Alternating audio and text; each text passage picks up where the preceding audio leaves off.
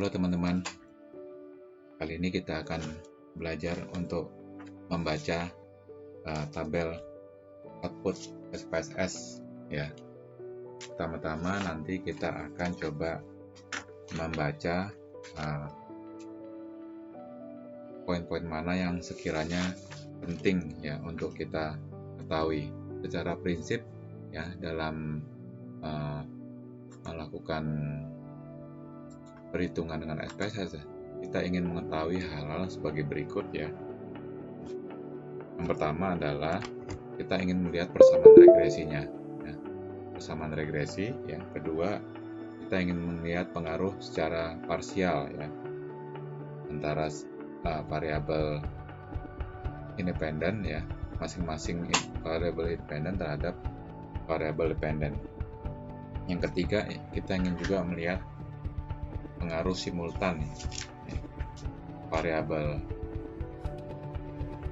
independen terhadap variabel dependen. Terus juga kita ingin melihat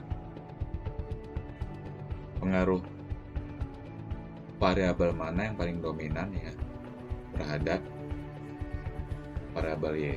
Jika misalnya di sini kita lihat ya dari hasil SPSS, maka didapat dari tabel koefisien ini ya. Yang pertama-tama adalah kita perhatikan di sini ya. Misalnya di sini ada dua variabel X ya.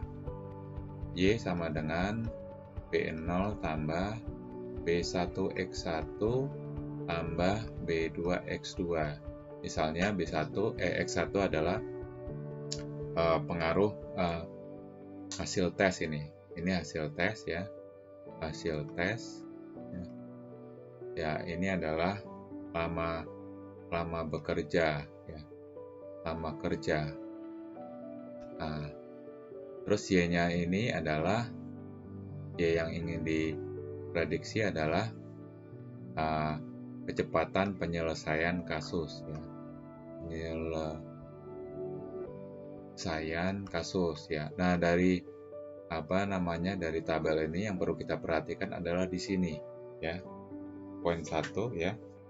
Ya, bagian pertama ya. Di sini terlihat bahwasannya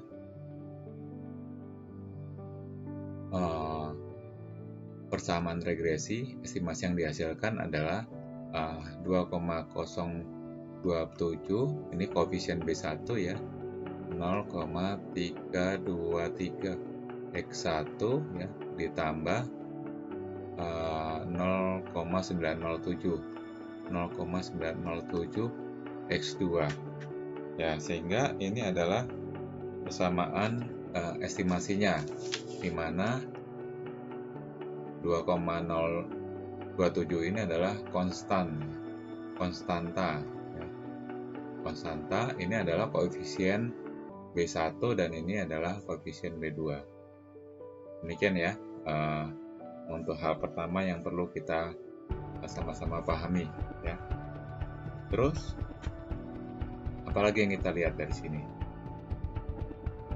Selain itu di sini juga tabel ini juga bisa bercerita tentang satu hal ya, yaitu mengenai nilai ya, nilai TUG ya. Saya menggunakan warna yang berbeda, ini adalah TUG ya, ini TUG menghasilkan nilai sebagai berikut ya. Ini ya TUG yang perlu kita cermati di sini ya. Nah, di sini dari hasil TUG terlihat bahwasannya X1 bernilai 1,159 dengan signifikansi 0,311 ya. Ini lebih besar dari 0,05 ya. Sedangkan yang kedua, bentar, ini terlalu tebal. Yang kedua 0,45 X2 TUG-nya 2,871 dengan signifikansinya 0,045. lebih kecil daripada 0,5. Nah, oke, sampai sini bisa dipahami. Nah, di sini sebenarnya ingin bercerita, ya, data ini menunjukkan bahwasannya variabel X1 hasil tes, ya, secara sendiri-sendiri, ya. Jadi X1 secara sendiri-sendiri, ya, atau secara parsial, ya, secara parsial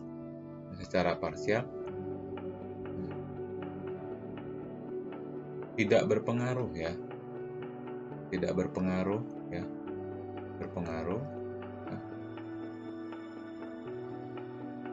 terhadap Y, ya, gitu.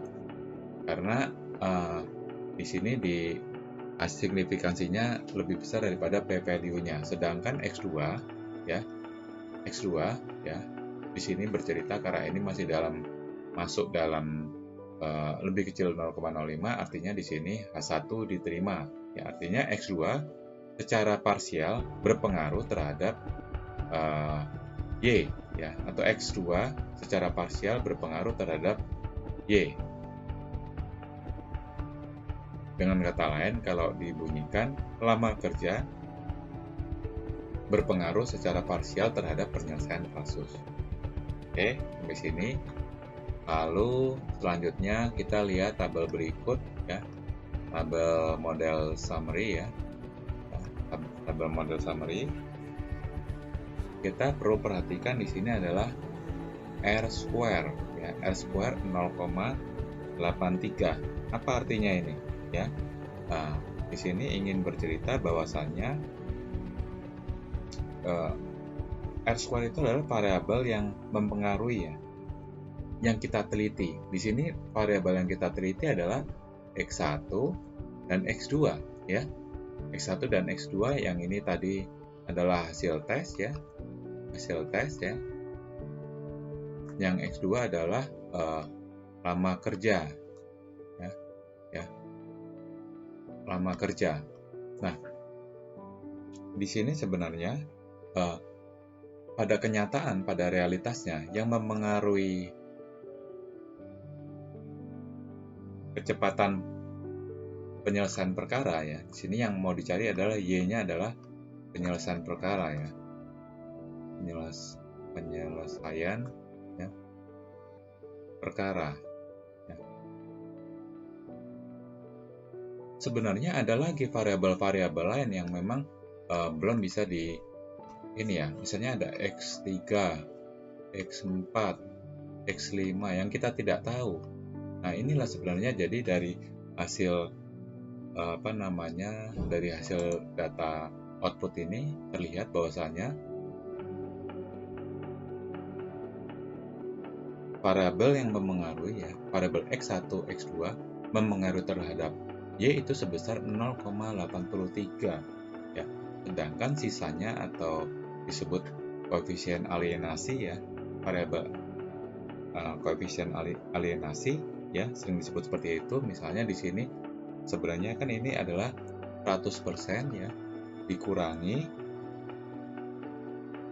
0,83, ya, atau 83%, sekitar 17%, ya.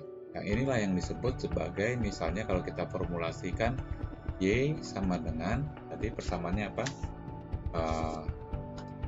Persamaannya 2,027 ditambah 0,323 X1 ditambah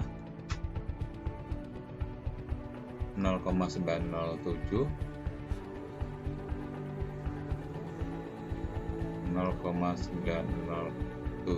X2 ditambah E. Nah, di sini sebenarnya yang disebut sebagai E atau faktor-faktor lain yang tidak kita teliti.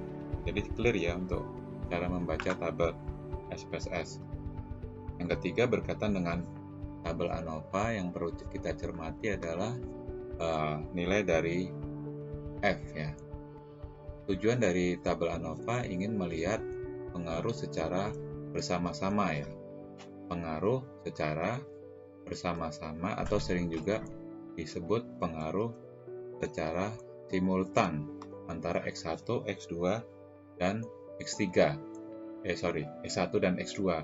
Di sini dari tabel ANOVA ini terlihat bahwasannya nilai yang dihasilkan ya senilai 0,15 ya. Lebih kecil daripada 0,05 ya. Artinya X1 dan X2 ya itu berpengaruh ya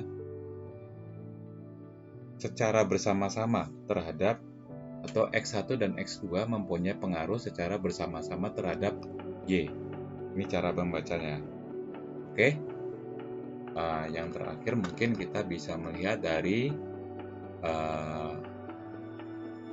koefisien standardized koefisien ya, dari beta ya.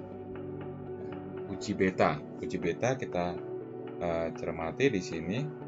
Uji beta secara prinsip ya, kita ingin mencoba mengetahui siapa yang berpengaruh paling dominan. Uji beta ini biasanya nilainya adalah dalam bentuk, jangan lupa, harga mutlak. Artinya kalau ada minus ya, di sini minus misalnya ya, minus 0,1712 atau ini plus, tetap yang diambil adalah yang terbesar. Jadi kita anggap langsung ini mutlak ya.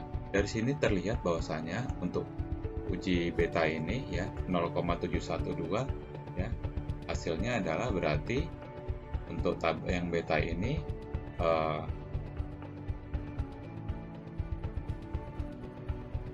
X2 ya, X2 mempunyai pengaruh paling dominan ya, mempunyai pengaruh paling dominan.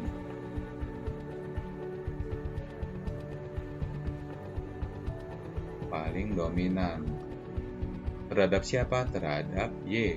Artinya di sini kalau lama kerja memiliki pengaruh paling dominan terhadap Y. Ya.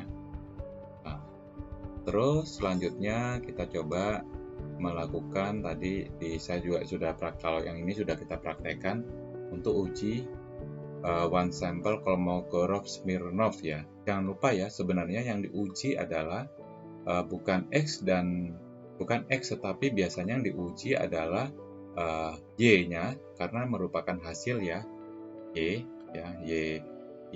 kecil ya, atau estimasinya ya, atau juga bisa sisaan atau residual ya.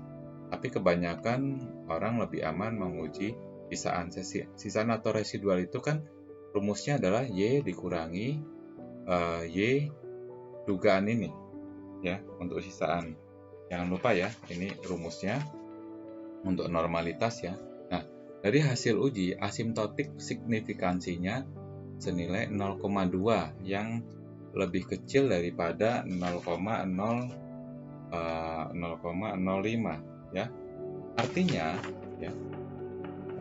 Artinya dari hasil uji ini sudah saya tuliskan di bawah nih. Ujian dapat signifikansi 0,2 kecil lebih besar ya. Lebih besar daripada 0,05. Artinya kan jatuh di posisi H0 ya. H0-nya diterima ya. Karena kan hipotesisnya H0 berdistribusi normal, H1-nya tidak berdistribusi normal ya. Berarti di sini kesimpulannya adalah nilai residual atau sisaan berdistribusi normal. Demikian teman-teman ya, kita sudah mempelajari membaca output regresi linear ya, untuk tabel koefisien, tabel model summary, model ANOVA, dan juga terakhir one sample Kolmogorov-Smirnov. Semoga bermanfaat. Sampai jumpa di kesempatan yang lainnya. Terima kasih.